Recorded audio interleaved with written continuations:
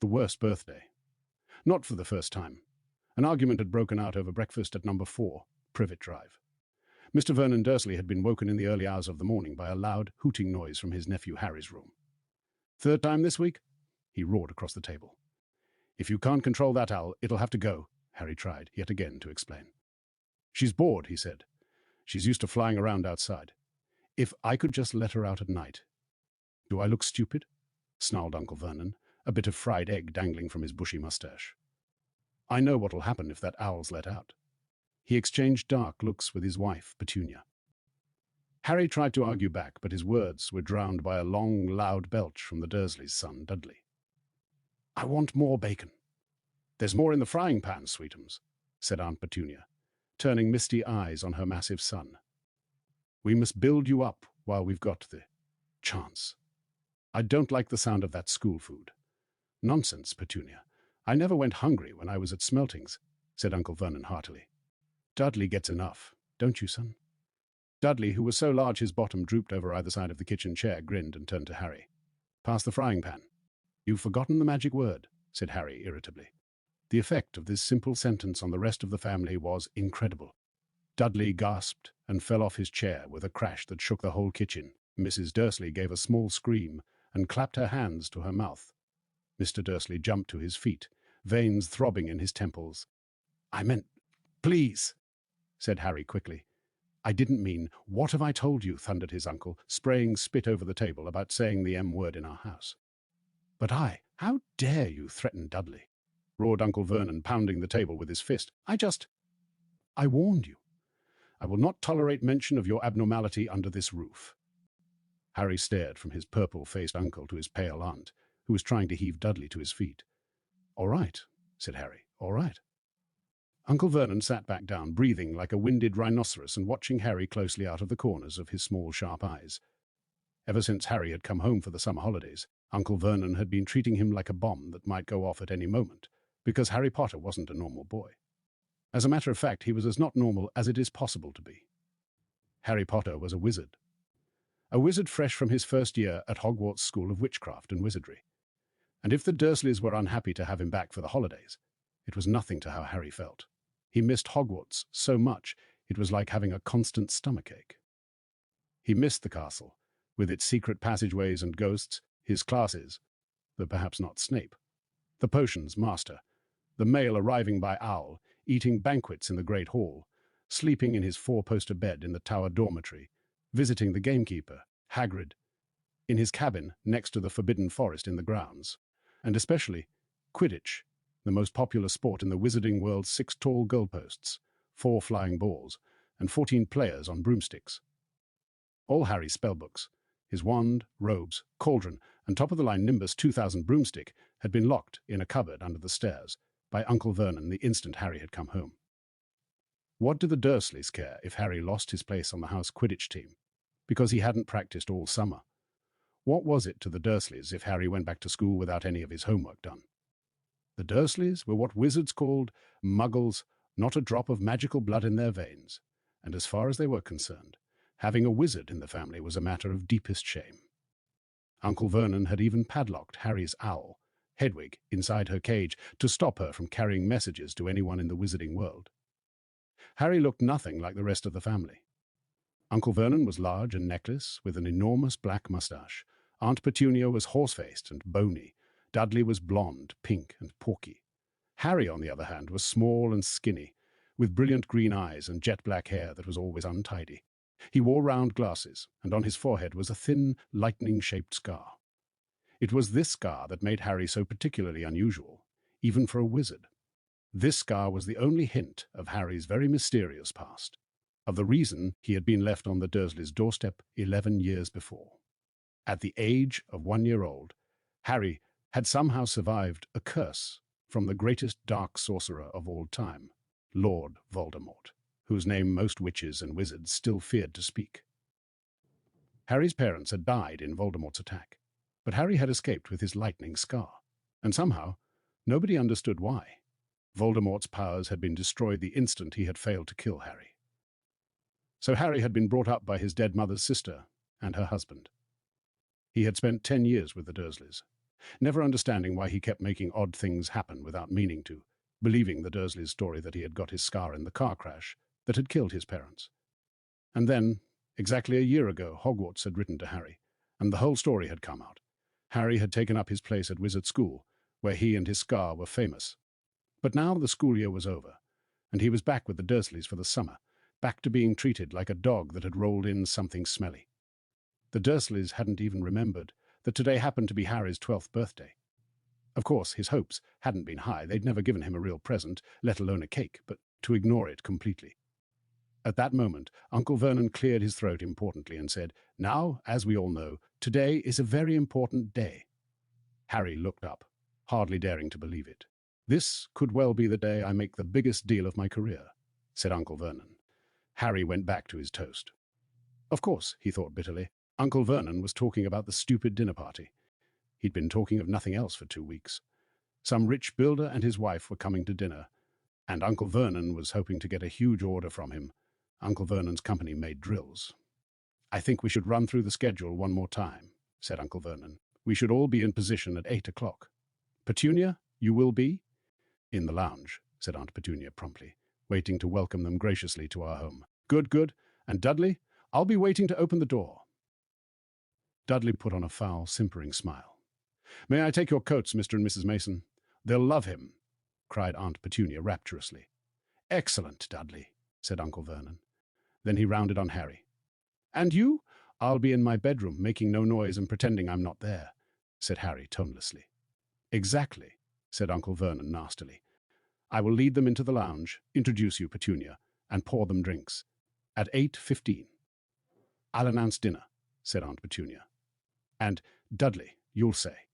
"May I take you through to the dining room, Mrs. Mason?" said Dudley, offering his fat arm to an invisible woman. "My perfect little gentleman," sniffed Aunt Petunia. "And you?" said Uncle Vernon viciously to Harry. "I'll be in my room, making no noise and pretending I'm not there," said Harry dully. "Precisely. Now we should aim to get in a few good compliments at dinner.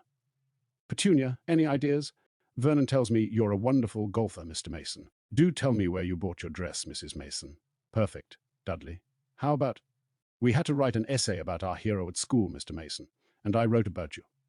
This was too much for both Aunt Petunia and Harry. Aunt Petunia burst into tears and hugged her son, while Harry ducked under the table so they wouldn't see him laughing. "And you, boy?" Harry fought to keep his face straight as he emerged. "I'll be in my room, making no noise and pretending I'm not there," he said. "Too right, you will," said Uncle Vernon forcefully. "The Masons don't know anything about you, and it's going to stay that way. When dinner's over, you take Mrs. Mason back to the lounge for coffee, Petunia, and I'll bring the subject around to drills. With any luck, I'll have the deal signed and sealed before the news at 10. We'll be shopping for a vacation home in Majorca this time tomorrow." Harry couldn't feel too excited about this. He didn't think the Dursleys would like him any better in Majorca than they did on Privet Drive. "Right, I'm off into town to pick up the dinner jackets for Dudley and me. And you," he snarled at Harry. "You stay out of your aunt's way while she's cleaning—" Harry left through the back door.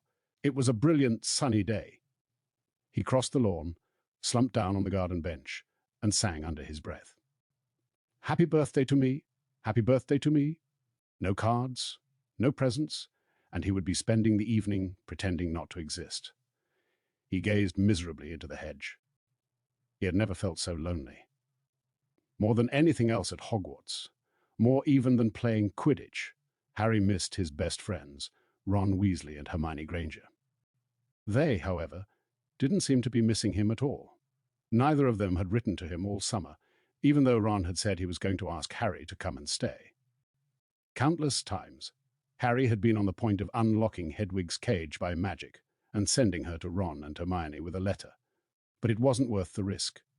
Underage wizards weren't allowed to use magic outside of school. Harry hadn't told the Dursleys this.